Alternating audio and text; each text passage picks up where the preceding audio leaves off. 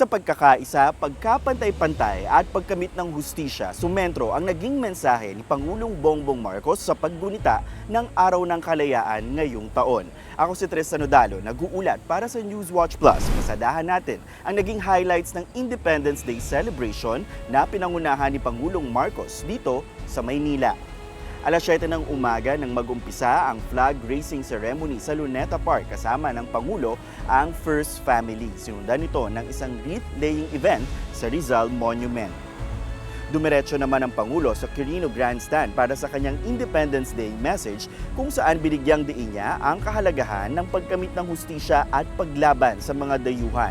Aniya, nakamit ng bansa ang inaasam nitong kalayaan dahil sa pagkakaisa ng mga Pilipino at paninindigan para sa tama.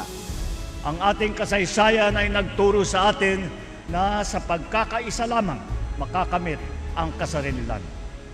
Na ang tunay ng mga pinuno ay yung nagsasakripisyo ng sariling interes para sa ikabubuti ng bayan.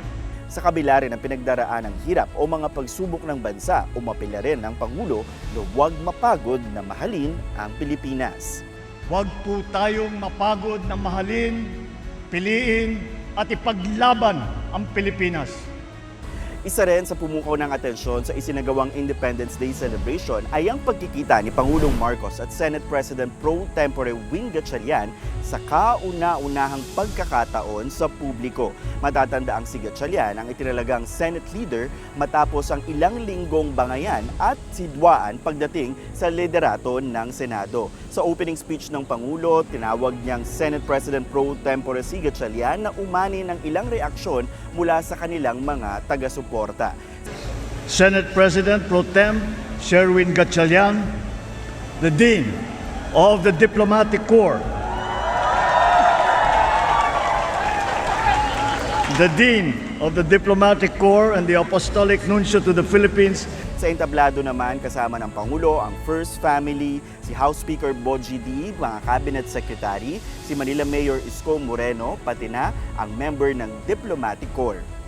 Samantala, dito rin sa Maynila isinasagawa ang ilang mga protesta mula sa mga militanteng grupo para iparating ang kanilang pagtutol sa patuloy na militarisasyon ng Pilipinas at pagpapasailalim ng bansa sa Estados Unidos. Tinanong ang grupong bayan kung may plano ba silang magsagawa ng mga malawakang protesta at kung may mga permit nga ba. Ang sabi nila, hindi daw sila nag-request ng permit para sa Independence Day ngayong taon dahil tila nade-defeat nito o natatalo yung purpose ng Araw ng Kalayaan. Ganun pa man, ang kanilang panawagan ay tunay na magkaroon ng kalayaan ng bansa at hindi mapasailalim sa kapangyarihan ng mga banyaga.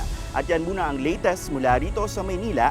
Tristan Odalo, nag-uulat para sa Newswatch Plus.